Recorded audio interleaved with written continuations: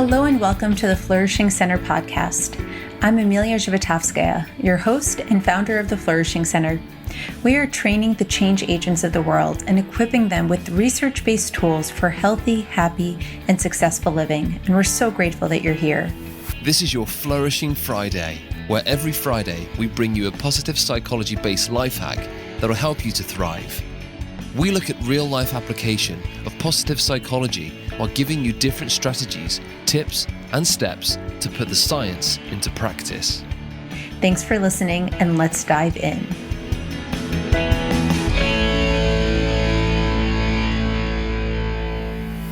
Hello, everybody. So great to be here with you, and happy Friday. Today, we're talking about a request that was written by Allison from Madagascar, and she wanted to explore how positive psychology could support her in parenting cross-culturally. Wow, beautiful question, Allison, and so much love to you because parenting is difficult enough as it is, but parenting cross-culturally can be so difficult. And I know that currently in a country that is different from your country of origin, so I would imagine that you are parenting your children who are growing up in a culture that's not native to yours. And interestingly enough, I can kind of speak to this because I was a child of parents that were parenting cross-culturally. So I was born in Ukraine and raised in New York around Americans. And I can remember that there were definitely certain things that I just felt like my parents didn't get because it was they had such a Russian mentality on things, and definitely cultures can clash. And so first and foremost, with all things that I would invite parents to consider is just pause and just reflect on all the many ways in which you are doing great. You are doing the best that you can with what you have. And it is so easy for us to get caught up in judgment.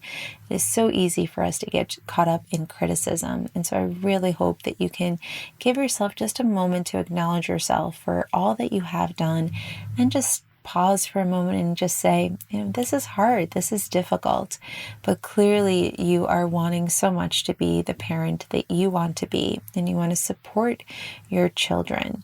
And so what I would invite you to do is make a list of some of the things that are most challenging for you, and what does it mean to parent cross-culturally? And what are some of the clashes that you're seeing coming up? And I invite you to make a list of what are your options in each of these scenarios, because one of the things that happens is that we as human beings are prone to what we call the judger path. And the judger path is when you just simply keep yourself in a place of judging or criticizing either yourself or the situation. So even if the judgment is accurate, such as my children don't understand, or I'm so different than the people around me, these things keep us in a place of judgment and often stop us from problem solving. So after you make a list of some of the areas where you see that this is coming up for you, some of the obstacles that you're having, I'm going to invite you to explore how you might redirect yourself from the judger path, as Dr. Mary Lee Adams, author of the book Change Your Questions, Change Your Life, points out, and instead redirect your questions onto the learner path. The learner path is a way that you start to ask yourself curious questions that start with what or how that are more solution focused. So for example, you might start off with your list and then ask yourself, what are my needs? What am I needing or feeling about these situations? What are my children's needs? What is important to them about the way that they are seeing the situation? What is important to me about how I'm seeing the situation? What do I most need? How would I feel more supported? What feels uncomfortable for me here? What would make me feel more comfortable? The key, as Einstein said, is that we cannot solve a problem with the same brain that created it. And it's so easy when you are in threat mode, when you are in stress mode, to just stay in that knee-jerk reaction place of judging, of differences. But oftentimes, in order to problem solve, we need to get more into a positive emotional space where we're actually doing something about it. And so in order to get yourself problem solving, in order to get yourself connecting with your children the way that you want to, we have to shift your emotional state and shift the types of thoughts that you're having.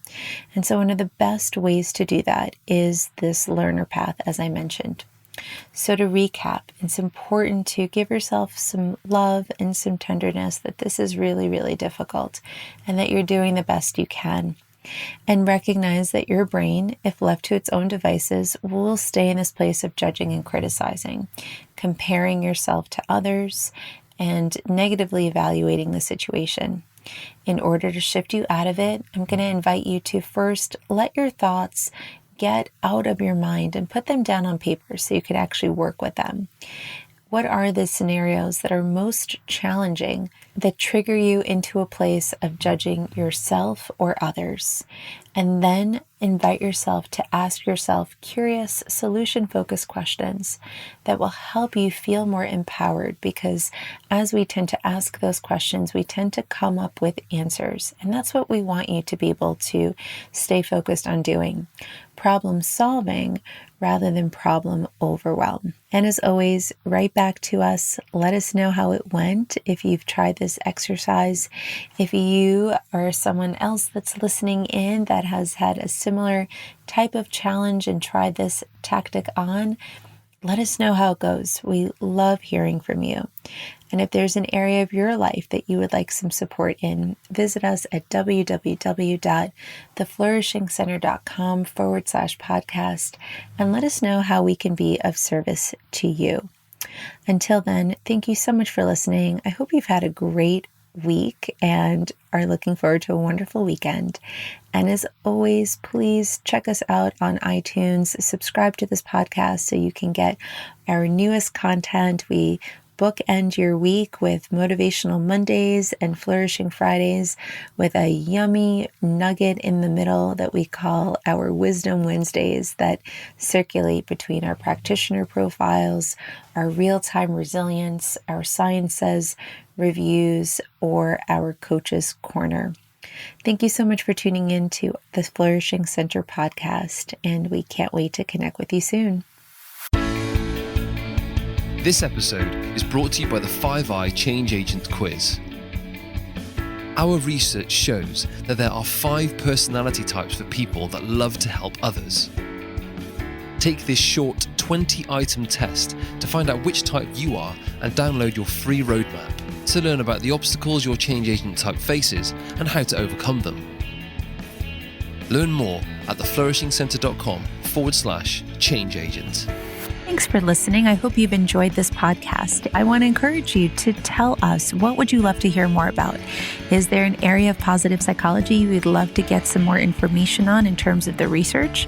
Give us a shout out at info@theflourishingcenter.com. Thank you so much for listening, and I wish you a wonderful, flourishing day.